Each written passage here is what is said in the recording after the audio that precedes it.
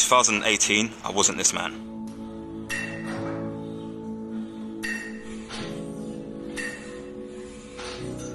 I was drinking a lot.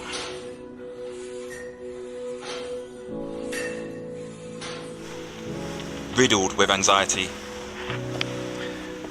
Hi, my name's Ash. I'm a personal trainer, a strength and conditioning coach, and I use my story to help other people to get fit. I like that one. Nice. Easy. Easy.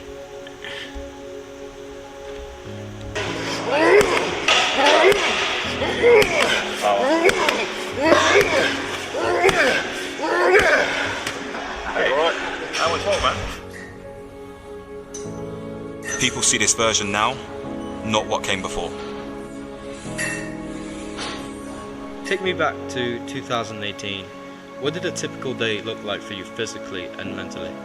I'll start by saying mentally, waking up and feeling hungover most days, because I wouldn't say that I was an alcoholic as in drinking most days on my own, but I definitely had issues with, drinking in a social setting. I definitely would say I was probably more of like a social alcoholic. I wouldn't want to go out unless it involved alcohol, even if it went, it meant going out for food, it would turn into a massive boozy party most of the time. And that left me feeling quite dark, empty a lot of the time. I always say that drinking alcohol is just trying to mask issues. A lot of people who are drinking most days, they're trying to hide something. They'll say that they're doing it just for fun, or they're doing it just because they're in social settings, but that's not the case. You are trying to escape something, you're trying to run from something. And in my case, I think I was trying to run from my daily anxiety, my daily depression. Depression was at an all-time high back then. Just doing simple tasks like waking up and brushing my teeth. It felt like walking up the most steepest mountain. And that in turn had an effect on me physically. Physically, I went from 79 kilos to about 105 kilos in 6 to 12 months, I believe. And people looked at me and they thought, who is this guy? He used to be a full-time athlete. Now look at him, he's fat. He's sweating walking up and down the stairs. This is me now, someone who's just drinking, partying and living my life like it's an accident. So what I can say is those were real dark days, man. And I really remember them, vividly. I will never ever forget those days, because I think back to those times and it motivates me now to not go back to being that person. And it also helps me to understand other people who are potentially going through what I went through, and to give them grace and love and empathy, because it's hard, man. It's a hard journey.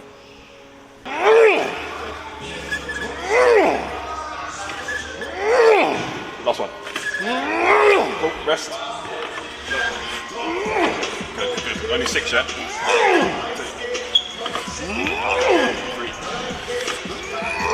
4, that's cool. Other side. Don't tie yourself up too much, that's good. 1. Good extension, a bit more extension than last time, a bit more power. That's it, good work. Was there a specific moment when you realized something had to change, or was it a gradual realization? I say it was a gradual realization, because I woke up most days feeling depressed. I woke up most days feeling really anxious, but I'm going to say at the time that wasn't enough. It wasn't enough to stop me living my unhealthy lifestyle. It wasn't enough to stop me from making bad choices.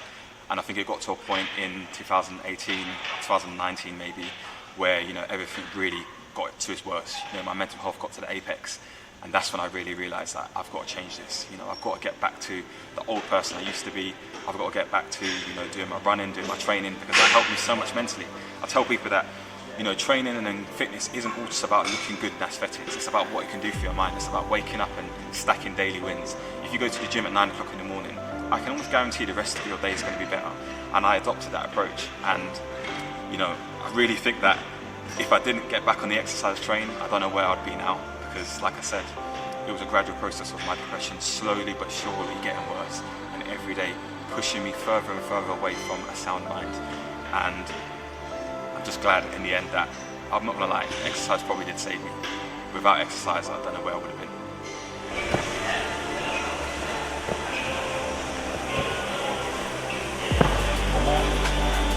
You're on fire today, man. That's a far jump.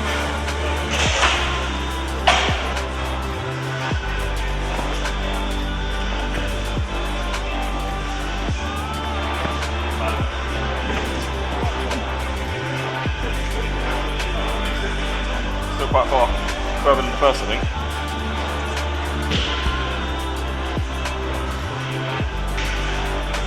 Two more. Big last jump. Nice. What were the biggest challenges of starting that change? biggest challenges of starting that change would be to convince my friends that I don't want to live this life anymore. You know, your friends messaging you on a Friday, Saturday, even a Sunday sometimes. I was one of them guys saying that they want to go drinking, and you're like, nah, you know what, I don't really want to do this anymore. Or, you know, you're saying to your friends, I want to go run hill sprints instead, I want to go to the gym, I want to spend time around people who are going to uplift me, you know, I want to read a book rather than going out drinking. And those sort of people still saw me as the same Ashley, and that was a massive, you know, I guess a barrier in front of me, because it made me think, you know what, maybe I'm that same Ashley, maybe I'm not this person who I'm trying to be. And it was daily, you know, trying to fight myself to make myself not go back to those bad habits, but also trying to convince those people that I'm not the same Ashley anymore, and that I am trying to level up and I'm trying to do better. So I'd say the hardest part of the journey was just having people around me that were still trying to drag me back down to be that same Ashley when I didn't want to be him anymore. Lateral jump and vertical, that's something that's fucking hard.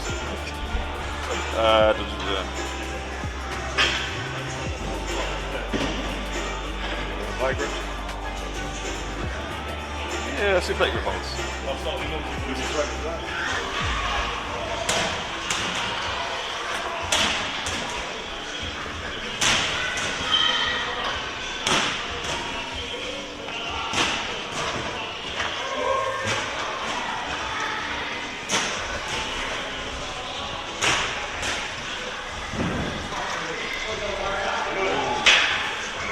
Slips, failing.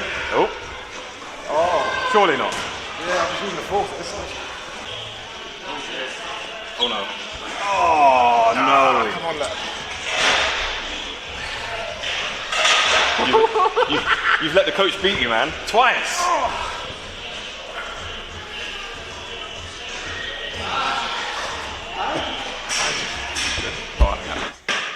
Tell me about your proudest moments along your journey.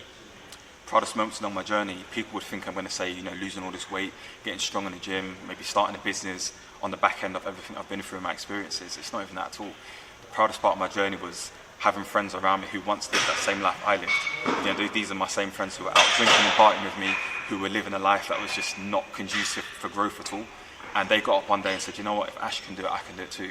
And instead of being in the clubs with me at 1 o'clock in the morning, these guys were running hill sprints with me most days at 1 o'clock in the morning, you know, Monday to Friday. I saw these guys drop weight. I saw these guys' mental health improve, their mental clarity improve. I saw their relationships improve. I saw so many things change, all just because I decided to wake up one day and say, you know what, I don't want to be this person anymore. And this journey hasn't even been about me. You know, I'm glad that I've managed to turn my life around and stuff, but the best thing was just seeing those people who were around me, who were close to me, change their life as well, and it just made it better. What, the progress?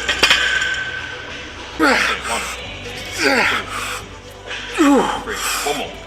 That's good. Strong. So Steve just did 80 kilos for 6. I mean, in 2024, that was his 1 rep max. Now he's doing 140 kilos for reps. That's just a testament to his consistency, his dedication, and how much work he puts in. I've made a beast. You do like 140 easily. This is like lifting up a biscuit. You do not like a biscuit. Just a set of 6, make sure we're warm so we can go heavy on.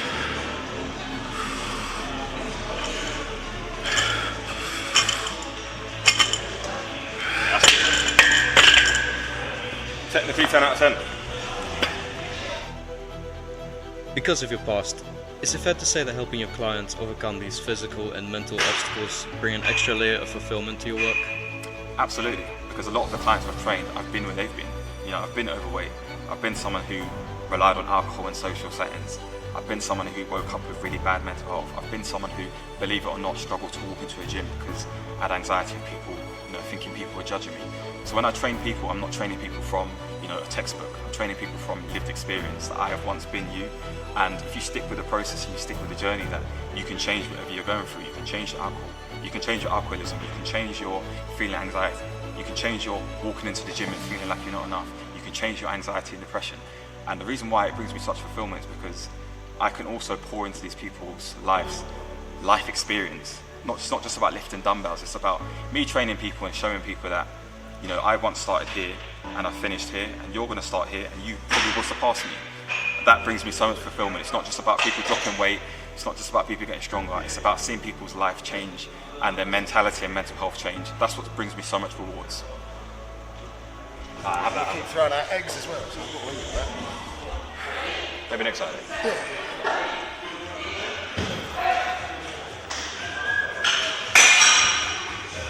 That's good. Remember the tilt? Yeah, you got it. 2, 3, 4. All right, halfway. Keep it strict. 2 more. That's it, rest. Do you know what? I love this movement. It's called Electnas, because people come down and they say, oh, I can do 1,000 crunches, I can do 1,000 sit-ups. And I tell them that the Electnas shows me really who has strong core strength and who is really going to be able to move numbers in the gym, because everything comes from core strength. Electnas is the #1 core strength exercise. Crunches and sit-ups, they're alright, but they don't really work like this. What message do you have to the people who feel trapped in an unhealthy lifestyle that are slowly settling in a state of quiet desperation? I'd say don't settle, man. And like I said earlier in this interview, people are going to still see you as that same person when you're trying to change, and they're going to try and drag you back down. And they're going to say, oh, look at you, who do you think you are going out for runs? Who do you think you are trying to eat healthily? They're going to look at you and probably try and drag you back down, but that's an indication of representation of them. You have to realize that in life you're going to go through seasons, and this is a season where if you're going to turn around and say, you know, I don't want to be this person anymore, I want to try and live a healthier life, that it's going to be hard at first. There are going to be times where you're going to think, you know what, not much is changing, why have I decided to start this? There's going to be times where people are going to laugh at you. People are going to be like, oh, look at this person, you know, trying to get fit, trying to get healthy. He ain't going to last for long. He's going to be drinking by tomorrow. He's going to be partying by tomorrow. You have to just believe in yourself that you can just pull through this journey. The hardest thing I think for me, and I think other people can take heed in this, is when you wake up and you just realise that no one's coming to save you. Like, life is real short. And the longer you take to start this journey is the more chance that the way you're living becomes a habit and becomes habitual. You have to try and just say, you know what, I'm going to stop this now. Today is the day I'm going to cut the crap, and I'm not going to spend time with people who are going to make me feel like I have to live a certain way, even if that means spending time alone. Sometimes spending time alone is the best thing for you, and just focusing on what you need to do. Journal it, write it down, tick off everything each day. Have a to-do list, 7 tasks a day, tick them off. Have a monthly task list, have achievements and goals that you want to achieve every month. And as you tick them off, you realize that it becomes really easy, it becomes easier.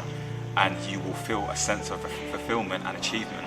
Once you've ticked everything off, you'll be a new person. And those same people who are judging you will look at you and be like, you finally did it. And that's when you know you've won.